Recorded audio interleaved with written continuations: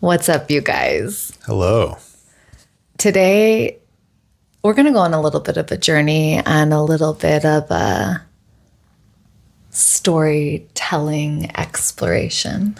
Yeah, I like to tell stories. We do like to tell stories, Chase especially. But today, we want to talk a little bit about love, love, love, which is the name of this series, this podcast. And we didn't plan for that to be the name. No. It kind of emerged, but there's a backstory and it's fun and playful and magical. And yeah, we want to talk about it today. So welcome to Love, Love, Love and the portal of how love, love, love emerged. And it really, it started in January of 2025. And Chase and I really came together and connected deeper in October of 2024. And I had begun a community building endeavor called the Golden Womb, which I'm sure we'll talk about more on another episode. But it's a big part of our dream. It's a big part of the world we're building in community with other beautiful, beautiful souls. It's a synarchic vision. But I was in the very beginning stages of development of that, and Chase was drawn in to that. And before we knew it, it was, New Year's Eve. And I had reached out to Chase and asked him to write the newsletter for the Golden Womb. We had not sent out a newsletter, and we had over 100 people who have said yes to this community at that time. And I asked him to write the January 1st New Year's newsletter, just welcoming everybody in. And I know the Gregorian calendar isn't something we deeply subscribe to these days, but it is a thing. January 1st is a thing. And it has its significance. It does have its significance. But I would love for you to share, babe, what was coming through you in that initial newsletter for the Golden Womb. Yeah, I read through my my journal entry / newsletter yesterday again, and was just like, whoa, this was really long. It was a long piece of writing. I went into some of my story and the arc of kind of how I got to being in this position, writing the Golden Womb on New Year's Eve. And it was a long excerpt on, my story, as well as just how kind of every story and every journal entry that I usually end up sharing just starts moving down the river of love. I was talking about the vision of synarchy and how powerful we are in community and the mirroring that happens. And I closed out the letter by saying, I love you. And then I remember it coming through in the moment. I was just like, well, and since I and you are really just individuated expressions of love, I guess I'll just say love, love, love. And that was how I ended it. It felt very good. And that became like a whole thing. Because in our friends group and our community, Chase is known as the love bear. And his ending to that email, well, I guess it's just love, love, love. We all started saying that a lot. We're just like, love, love, love, love, love, love. All right, love you, love, love, love, and it became this whole playful thing. And, a month or two go by, and then you and I enter partnership, which is a story for another podcast. And flash forward even further, I'm moving, like out of my apartment, and I was looking back at an old journal, and we had been part of a personal development container together, and there was an activity where you sort of future cast to a future version of yourself, and you write about your life past tense. And in that writing, I had written in 2023, January of 2023, I believe, I had written, that I find my partner and we write this book together called Love, Love, Love. And when I saw this, I was like, wait, what? I remember I took a picture of that and I sent it to Chase and we're like, oh my goodness, which was very synchronous and magical. And the time that I released the newsletter, I don't even think that came into your awareness that had been. Oh, not at all. Yeah. Oh, not at all. I had no idea I wrote that. Mm-hmm. Oh, for sure. And, speeding forward to the birth of this podcast, we were going to call this Union Codes. We were really feeling into our own medicine, and we study so many different wisdom systems, and we're students in so many different worlds. And we really wanted to be, really clear on the fact that we're not regurgitating something else that we've read or that came from something we're learning or, moving through. We're like, we want, if we bring this forward, which we are, if we bring this forward, we want it to really be like our codes, our medicine, the things we're learning in the trenches of relating, the things we're learning in the trenches of community. Like we want this to be like storytelling and really our truth, so that's kind of where Union Codes came from. But in sitting there, we're in this Godspeed challenge and we're like really thinking about what is our most bold, audacious move we can make. And we leaned into this and I'm so proud of us for doing that. But then you're like, what if we named it Love, Love, Love? And we're both like, oh my God, like this is so magical. Like, of course.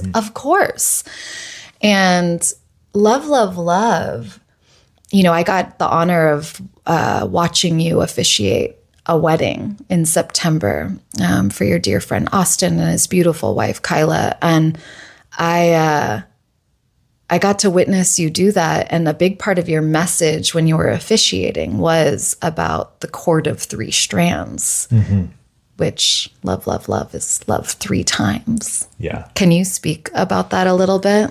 Yeah. Obviously that's a passage from the Bible where it talks about, there's scripture that says like where two or more are gathered, I'm there with them. And then where the cord of three strands is not quickly broken. And that to me has always held a lot of significance for how I've viewed union. And when two come together, we tap into, on the physical plane, it's two people coming together to make a couple. And there's just two people in the relationship. But when we rise up to the higher dimensions and recognize that any time where two come together, there is immediately a third entity formed. And I like to think of it in a couple ways. One is that, you and I coming together, if we're just doing it from like the physical standpoint, yeah, we're just a couple. But when we center our relationship around God, around spirit, that is the third strand, and it creates this harmony between the poles. And so as opposed to two just kind of like constantly being in the back and forth, the push and pull of duality, and we do find that we have a lot of polarity in our union, and it's like so much more, and I think we're discovering more every day. But when you have this central strand to unify around, it's a balancing force, and it helps you zoom out and see things from a wider divine lens of like, okay, well, your pole is actually speaking to my pole that almost wants to go the opposite direction. But we're both on these kinds of extreme ends, and through this balancing force, we unify in the center. And so the extremes of our polarities can be kind of balanced through each other. And, there's this entity that's formed. This is kind of another way of looking at it, that every two people coming together, whether it's in a union or just a friendship, there is an entity that is formed through the relationship. And that relationship itself is a divine expression. So you plus me equals we, and we're three, not one, a trinity. We are a trinity, we become. Yes, when we are joined with the one. Yeah. There's something magical that happens when you realize that, like, you have your own individuated expression. I have mine. Yeah. Through coming together, we're not meant to dampen our individual expressions. We're actually meant to strengthen that. And in the strengthening of that, and also the merging of our expressions, we have our own unique expression that can only come through our relationship. Yeah. And that is the three strands. It is this merging. And so 1 + 1 = 3. But then when the two come together around the third, and we truly move through this process of, like, using the other as a divine mirror to clear away and really remove all the things that are not love. We merge into the one, which is love, capital L love. God, spirit uniting us, and we unite through the breath of spirit. And so three become one. And this is the paradox and the mystery of union and of these codes that are beyond the rational, logical mind.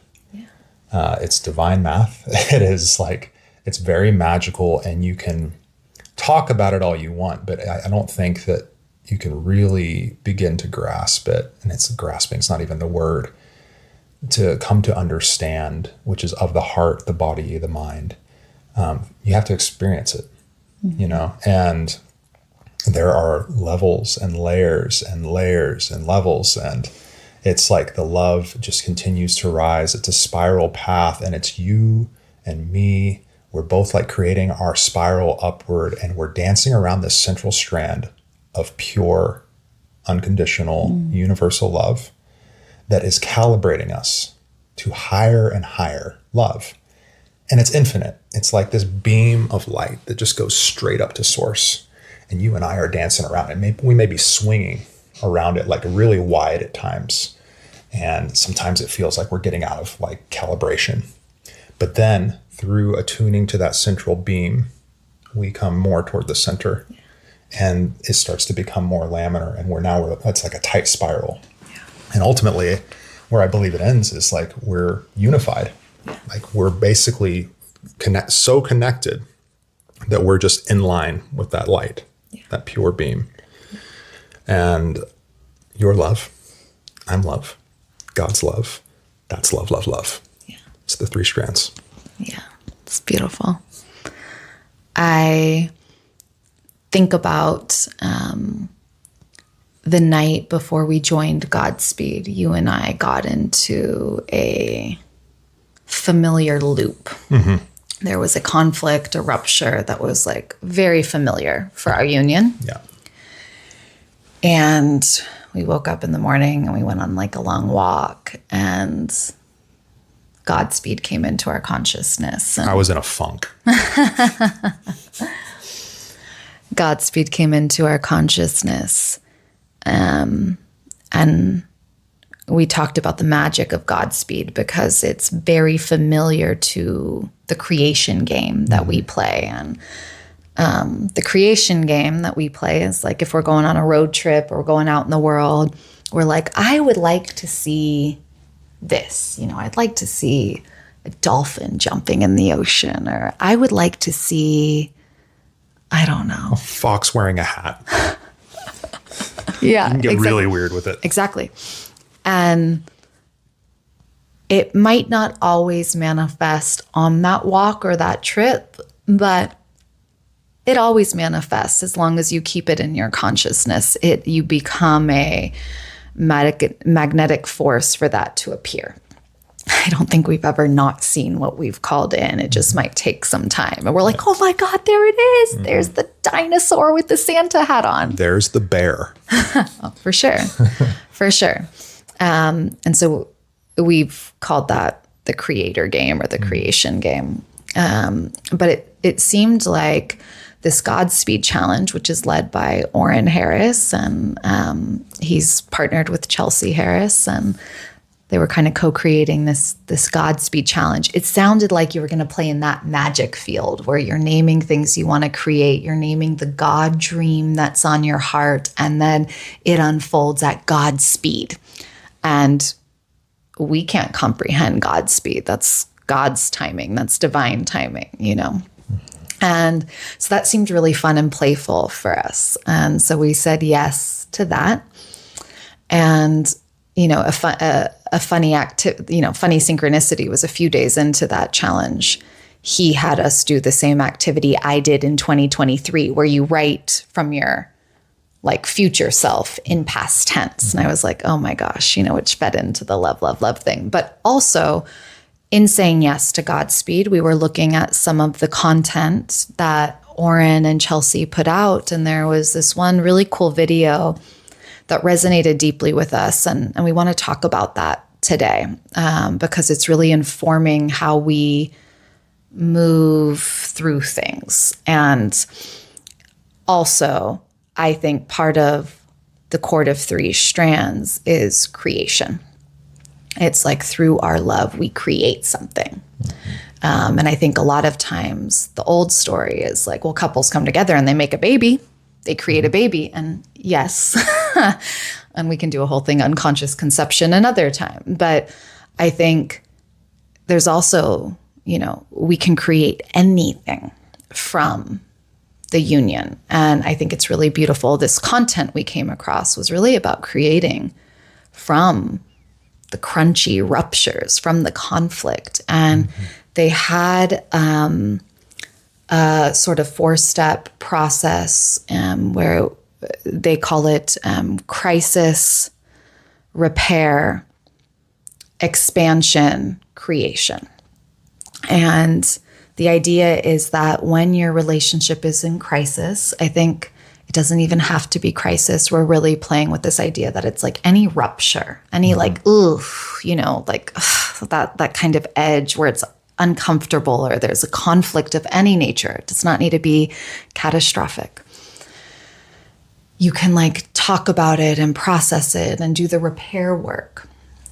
But a lot of times in sacred union where we're being so transparent and we're deep thinkers and deep feelers and we're willing to like talk through things, you can get stuck in that cycle of like, okay, we're repairing.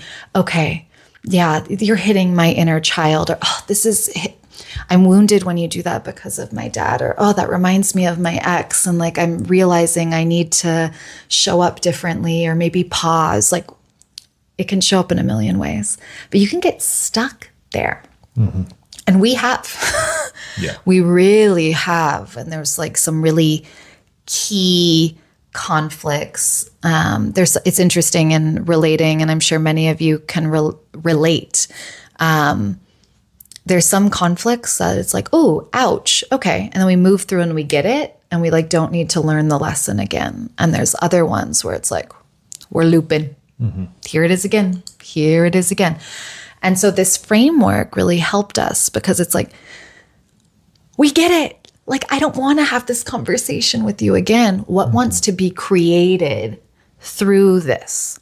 And I actually think we've expanded a lot. Sometimes you'll rupture, repair, and you'll even expand. You'll feel bigger, more powerful, wiser, softer, more loving. We saw that. Yeah. Okay. We saw get that. We've leveled up a bit. But then we like go through the loop again, maybe on an elevated plane, but we're still looping. And so the question for us became, how do we make sure this never happens again? Like, is there anything that is left unsaid? Is there any stone unturned? No. We've said it all. It's like, okay, so then what needs to happen so this doesn't happen again? What can we create? And this podcast is a big part of that. Love, love, love. Yeah. And again, I think part of the Cord of Three Strands is creation. And I think source, God, that is creation. And so it's like through our union, what wants to be created. And these conversations are a part of that. But I would love, babe, for you to expand upon sort of that rupture, repair, expansion, creation cycle and how you're, digesting that and what's alive with for you. Yeah, I think the rupture repair process without the expansion creation, like that is the loop, it's just like, okay, it'll come back around. And some couples I want to name don't repair. It's like because loops can also just be ruptures. Yeah. So I think there's like level one is like, you didn't do the dishes. Oh my God, you never do the dishes. You're like, sorry, I'm working all day. And then a few days go by and then it happens again. Yeah. And we're not actually repairing. Okay, so what do we need to do? Or like maybe dishes are my role. And like, we just need to acknowledge that. Like, do you appreciate me when I do the dishes? Like there's some kind of repair. So I want to like give big kudos to anyone who's watching this who is doing the repair work, because I think a large percentage of couples, it's just rupture and then denial. Rupture and resentment. It just builds under the surface. So like kudos to anyone who's doing repair work, but repair can also be a loop, which we've learned. Yeah. I think the expansion comes when there's something that like clicks and you're able to see a part of yourself very often. A lot of times it comes through the reflection of the other, like seeing something in them, recognizing a wound that's being hit, seeing that mirrored in yourself and be like, okay, like I now see this. And the next time some little trigger mechanism comes in that would create that rupture, maybe you can feel the charge in you, like, okay, I can feel that this is going to lead into that, but we've already seen this aspect and we can actually start to name it. But it doesn't mean the charge isn't there. There's this thought around like the creative process as this tool for alchemy, right? And it's, to me, every challenge, every rupture, repair, every little wound that gets hit, that's fuel. There's so much energy that I feel when that stuff, like sometimes you've described it like a flood.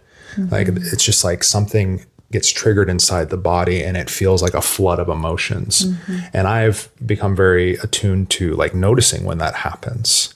And then we get to start exploring it. But then, if I'm reacting to your flood and I'm starting to make it about me, or I'm going into my own emotions, then that's my part of the loop. And they can just play off of each other.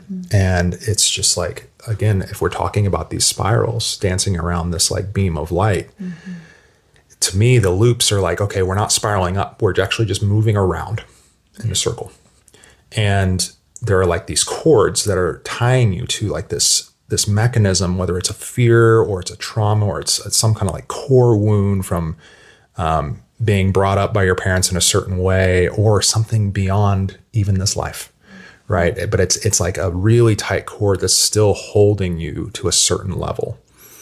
And it feels like when we are able to alchemize it through creation, it's almost like that cord is like snipped. And then it's like, oh, you can start to rise up the spiral. And I think creation is just such a, we're meant to create. We are creators. We are co-creators. And when you're in union and you're actually dedicating yourself to co-creation within the union, it's vital that you use this stuff as fuel because it has so much energy. Yeah. And if that energy is actually working against the union and creating some level of separation, it's destroying the co-creative potential. But as soon as you actually take that as the fuel and like, okay, we have experienced this enough.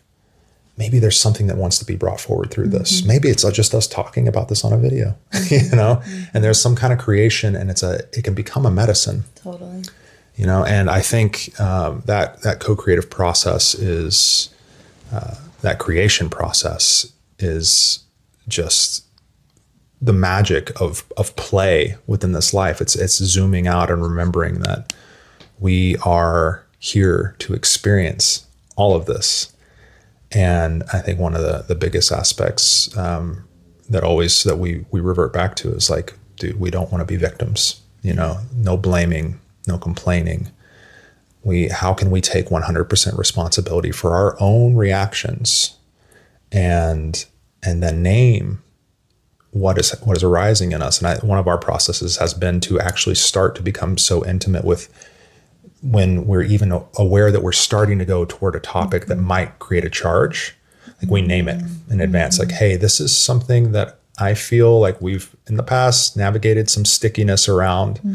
I want to bring that forward so we can, it's almost like we're just kind of bracing ourselves for, okay, this could create a charge. And now we're at least aware that there could be a charge based off of what's shared. And then we get to explore it from just I guess it's just like a level higher of like witnessing consciousness. Yeah. Yeah, there's so much there. I want to first say that I think we're co-creating together in our specific, unique, genius, magical way. And you have your own. And not every couple is meant to co-create in this way. You can co-create dinners together. You can host a party together. You can put your phones in the other room and turn on your favorite song from college and dance together. That is creation. You can have a family game night that you guys are putting on for your kids, and you are co-creating. So it can show up in a million different ways. And anytime we are consciously engaging with intimacy and our sexuality, that is co-creating. So we are doing this in endless ways. You know, the mission that's on our heart is to serve together, to work with couples together, to create ceremonies together, to hold containers together. That's our creation. But you guys can go to work at your separate jobs and co-create in the home together and the bedroom together and with art and meals. And there's just like endless ways to co-create. And I want to like be really explicit with that. And that night a few weeks ago before we entered the Godspeed challenge, Chase went into the kitchen and he was creating dinner by himself. And we actually, when we were talking about it, it's like, ooh, we could have even co-created dinner. Like, it was like, okay, we're in like a crunchy space. We're like in a little bit of a rupture. Like, what would it be like for me to say, hey babe, can I like cook with you? Can I do the salad? Or for him to invite me in. And now we're like in a field of creation together. So there's power in that. There's power in that. And I think the last thing you were talking about with us working to become so intimate with ourselves that we can notice the energy that's under the current, you know. There's been some loops we've gotten into, and I'm sure we'll talk more about this when, you know, we get into more specifics about relationships, but about like communication, especially around engagement with the opposite sex and like our male and female friendships.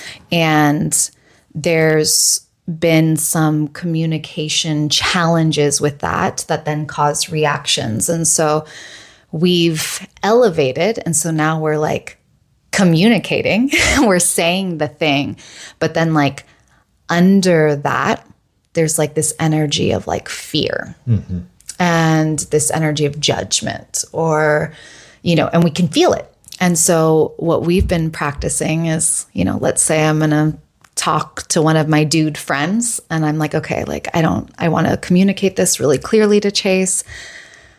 And when I'm doing it, I'm a little nervous or I'm a little scared. It's like, can I be like, hey babe, I'm going to have a call with Ryan on Friday. He wants to catch up. And I'm noticing that I'm like a little nervous to like tell you that. And I know you don't have a problem with that, but I'm just like, I don't know, I'm nervous, or I want you to feel good about it. And I like, hope you know I'm good or whatever. We're naming what's under the current. And that feels like really powerful for us because it's deepening our intimacy, and we get to like hold that for each other of like, oh, you're feeling that? Like, thank you so much for telling me that. Yeah. And I know you're good. And like, yeah, like this has been a crunchy thing for us. And we get to like hold that with tenderness and softness. And I think it's deepening our connection and the strength of our union for sure. Yeah. And I think we've also brought forward in that dynamic of just like remembering where we are now. You know, because I think when these rupture repairs, they come in, a lot of times it's tied to past experiences where we were hurt, either in this relationship or before, earlier in our lives. And so it's just like, that's the tension, that's the fear, is that we're going to have to go through that experience again. So there's this mechanism that almost wants to protect you from that. But remembering that like we are both devoted and committed to growing and evolving and to using our relationship as this divine mirror for growth, and always attuning to where we are now, like acknowledging we have learned things in the past and we are constantly getting better. We're getting more attuned to love. And yeah, I feel that also something that arose in that from these lessons have been sometimes talk when the rupture comes along. Sometimes, you know, when you've talked through something so many times, it's just like, dude, there's nothing else to be said. Sometimes we've moved through the discussion and it's just like, what do we actually need? You know? And I've learned that, you know, sometimes it's just like, I need you to know that I love you, and I'm going to like grab your feet and start rubbing your feet and just touching you. And that acknowledgement of love in that way, and it's not trying to bypass something that's not being discussed. Like, we're discussing it all. But like, if that tension's still there, sometimes it's just like, let's be quiet and let's sit in stillness and let's look at each other. Let's attune to each other's energy. Let's breathe together. Let's hold each other. And through that, we've actually found that like we've been able to kind of lift ourselves out of those heavier, denser energies. Yeah. And I think that's, again, sort of a teaser for another episode, because I have worked for 7 years as a talk therapist. And so we talk about things. And I have learned the limitations of the psychological mind. And Chase is a breathwork practitioner and a body worker. And sometimes when you've talked about it and you understand it, you hit a wall, it's like, that's as far as you can go. We don't need to understand this intellectually any further. We actually can't.